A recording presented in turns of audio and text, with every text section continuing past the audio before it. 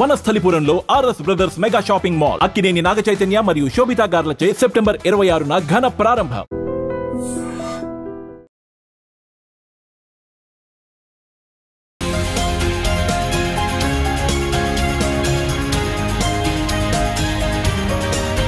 Hi viewers, welcome to iDream. So నేనైతే ఈరోజు మన బిగ్ బాస్లో పవన్ కళ్యాణ్ గేమ్ ఎంత బాగా ఆడుతున్నాడో తెలుసు కదా.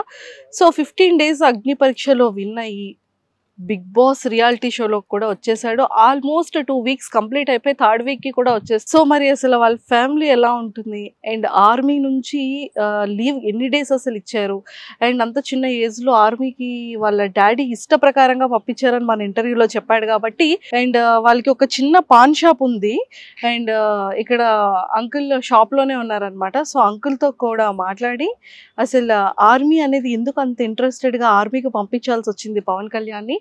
అండ్ అలానే అగ్ని పరీక్షలో 15 days చూసారు కాబట్టి అండ్ ఇప్పుడు కూడా బిగ్ బాస్ హౌస్లో చూస్తున్నారు కాబట్టి సో ఎలా ఫీల్ అవుతున్నారు, ఎలా ఉంది, ఇవన్నీ తెలుసుకుందాం. సో నాతో పాటు ఫాలో అయిపోండి. అంకుల్ ఎలా ఉన్నారు? బాగున్నారా? సో పవన్ కళ్యాణ్ని చూస్తున్నారా టీవీలో? చూస్తాను.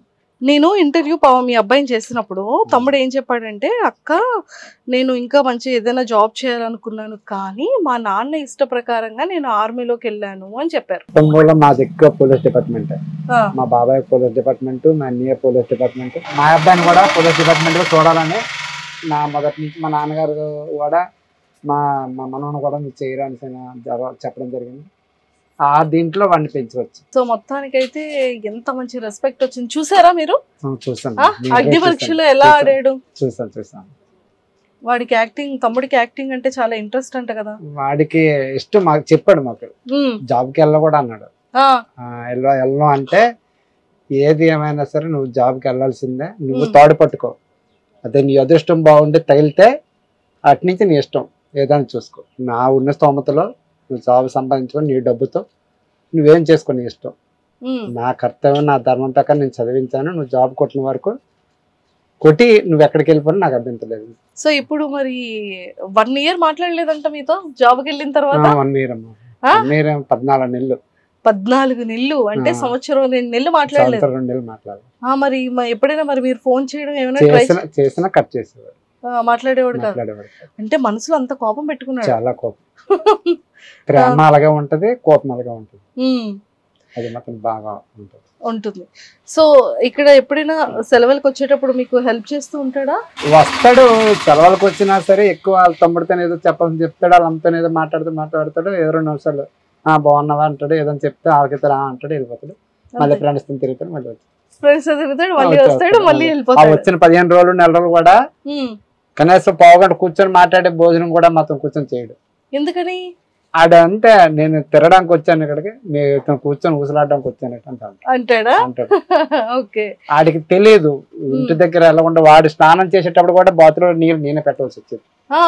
వాడిని అలా పెంచాం. మొత్తం అన్ని మీరే చేస్తారు? అన్ని. వాడు ఫస్ట్ క్లాస్ నుంచి అలా ఫస్ట్ వాళ్ళ అత్త దగ్గర పంపించాం. అక్కడ 4 సంవత్సరాలు 5 సంవత్సరాలు ఉన్నాడు.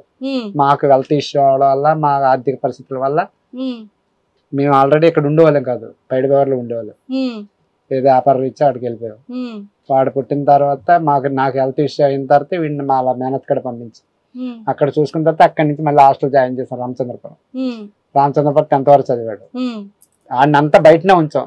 10th నుంచి ఇక్కడ విజయనగరం తీసుకొచ్చి MS ఫస్ట్ ఇయర్ వరకు ఇక్కడ చేశాడు. MS ఫస్ట్ ఇయర్ రావగానే జాబ్ వచ్చింది.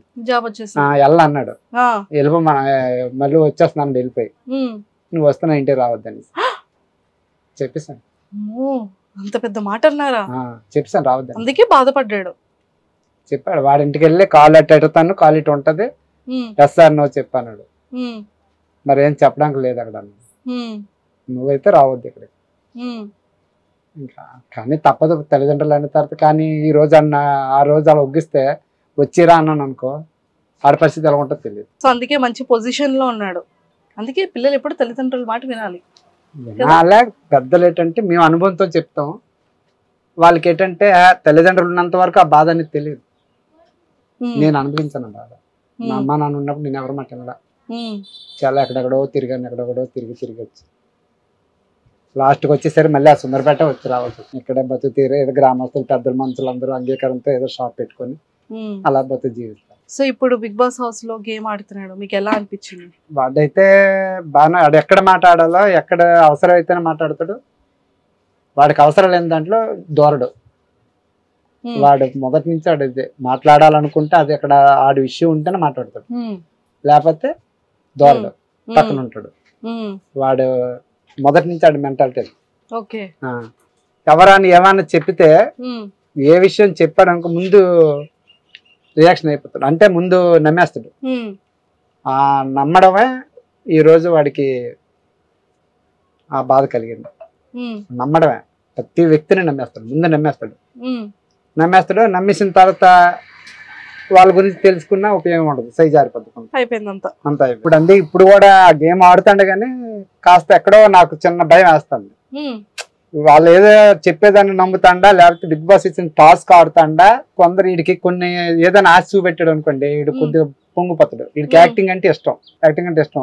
100లో ఏమన్నా వీడిని కొద్దిగా పొంగించి నీకు అది బయటకు వచ్చాక అది ఇస్తామని ఏమన్నా అని వీడు అన్నగాని కూల్ అవుతాండా, లేదా ఏంటి బిగ్ బాస్ ఇచ్చిన యాక్టింగ్ ప్రకారంగా ఆడు చేస్తాడా ఏంటి అర్థం అవ్వలేదు నాకు. అక్కడ కొంచెం కన్ఫ్యూజ్ ఉంది. లేదు ఇప్పుడు బానే ఆడుతున్నాడు, చక్కగా కనిపిస్తున్నాడు టీవీలో కూడా. మీరు ఆ గంటన్నర ఎపిసోడ్ కాకుండా మళ్ళీ మనకి ఆన్లైన్ లో 24/7 వస్తుంది. వాళ్ళు ఉదయం లేచినప్పటి నుండి పడుకొని మళ్ళీ లేచేంత వరకు కంటిన్యూ వస్తూనే ఉంటది. సో అందులో అయితే మాత్రం అందరికి చక్కగా కనిపిస్తున్నాడు, టెన్షన్ పడాల్సిన పని లేదు. ఏమి అంత తెలివి తక్కువగా అంత చిన్న పిల్లడిగా ఏం లేడు, మీరు కంగారు పడకండి.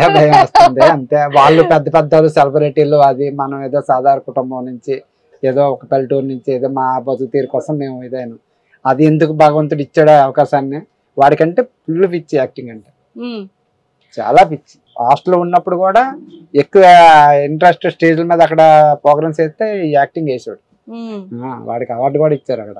అబ్బో ఎక్సలెంట్, సూపర్ సూపర్. రామచంద్రపల్లిలో ఆ సారు వీడంటే ఆ సార్లు అందరూ పొంగిపోతారు, అంత దీని ఉంటుంది. సో చక్కగా కనిపిస్తున్నాడు, చక్కగా ఆడుతున్నాడు. సో మీరైతే హ్యాపీ కదా? హ్యాపీ అమ్మ, నాకైతే హ్యాపీ. ఏ హ్యాపీ అయినా వాడు దాని కొద్ది భగవంతుడు ఎంతవరకు తీసుకెళ్తాడో వాడిది వాడే, నాది. ఇప్పుడు నేను డ్రైవర్, యాక్చువల్ అయితే నేను డ్రైవర్ని. డ్రైవర్ శక్తి తగ్గిపోయింది, రోడ్డు మీద మరి తిరిగే ఓపిక లేదు కాబట్టి గ్రామస్తుల పెద్దలతో సహకారంతో ఏదో షాప్ అడిగి స్థలం అడుక్కొని షాప్ పెట్టుకుంటాను. ఏదో మా తల్లి ముగ్గురం బతుకుతాను చాలు. మానవటాలకి ఇది బాస్. రిటైర్మెంట్ 45 years, ఇక నుంచి పరిగెట్టలేము, ఏది చేద్దామన్నా చేయలేము, తినడానికి గడిచిపోతే చాలు అంతే. సంపాదించింది మోసుకెళ్ళిపోలేము. మరి మీకు పవన్ కళ్యాణ్ ఏం పంపించట్లేదా? వాడు ఇస్తాడు, నేను తీసుకోను కదా. మీరు తీసుకోరు కానీ పాపం ఇంట్లో వాళ్ళ మమ్మీకు ఎవరికో ఏది వాళ్ళ అమ్మకి వాడు ఇచ్చుకుంటే ఇస్తున్నా, నాకు అవసరం లేదు. నా కష్టాలతో నాకు అంతే. వాడికి పెళ్లి చేసే వరకు నా కష్టార్థమే అంతే. మా అమ్మ బాబు మా తాత ముసలి సంపాదించింది, వాడి పెళ్లికి నా డబ్బులతోనే చేస్తాను తప్ప ఆ డబ్బులతో నాకు అవసరం. అమ్మో సూపర్ సూపర్ సూపర్. మరి ఓట్స్ ఏమని చెప్పారా ప్రేక్షకులందరికీ? ప్రతి ఇక్కడ మా ఉత్తరాంధ్రలో ప్రతి ఒక్కరు వాడు మాట్లాడేది. మా ఉత్తరాంధ్ర ప్రజలు, తెలంగాణ ప్రజలు, ఏపీ ప్రజలు అందరూ కూడా వాడిని ఆదరించారు చాలా. వాళ్ళందరికీ ఆల్రెడీ ఇది పెట్టాను, ఇంకా అలాగే చూస్తారని అందరికి ప్రజలందరికీ నేను హృదయపూర్వకంగా నమస్కారం దానం పెట్టుకుంటాను. అలాగే ఇక్కడ ఊర్లో ఎవరైనా అంటున్నారా మీ అబ్బాయి బాగా ఆడుతున్నాడు, టీవీలో కనిపిస్తున్నాడు అని చెప్తాను, చాలా మంది చెప్తాను. అప్పుడు ఏమనిపిస్తుంది మీకు? ఏమనిపిస్తుంది, కొద్ది దీని ఆనందంగా ఉంటది కానీ నాకు మనసుకు నచ్చదు.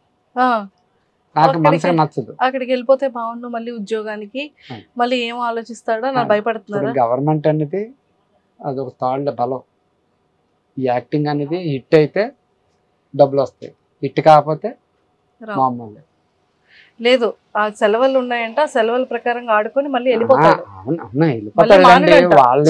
అటు నుంచి వాడికి ఏమైనా ప్రెజర్ ఉంటది, అటు చాలా మంది సమాధానం చెప్పుకోవాలి. అక్కడ సెంట్రల్ గవర్నమెంట్ ఏం లేదు, చక్కగా లీవ్ ఇచ్చారు. అక్కడ వాళ్ళందరూ టీం వాళ్ళందరూ చూసుకుంటున్నారు. సో హ్యాపీగా ఆడుకుంటాడు, తర్వాత మళ్ళీ వెళ్ళిపోతాడు. మీకు ఆ టెన్షనే లేదు. చెప్పాడు నేను వెళ్ళిపోతాను డాడీ, మా సెలవు పెట్టుకోవచ్చు అన్నాడు. సరే అమ్మా పెట్టుకో కదా అనలేదు. సరే నీ యాక్టింగ్ ఇష్టం అన్నా కదా, అది భగవంతుడు తగిలింది వెళ్ళు అంతే. ఏదైనా కష్టమైన నష్టమైన నువ్వే భరించాలి అని చెప్పేసాను. సరే డాడీ అని వాడి ఇష్టం పరంగా ఇప్పుడైతే ఒగ్గాను. అంతే వచ్చేస్తాడు చక్కగా మళ్ళీ హ్యాపీగా మళ్ళీ వెళ్ళిపోతాడు జాబ్ కి. అవును. ఓకేనా? Okay okay thank you. Bye uncle.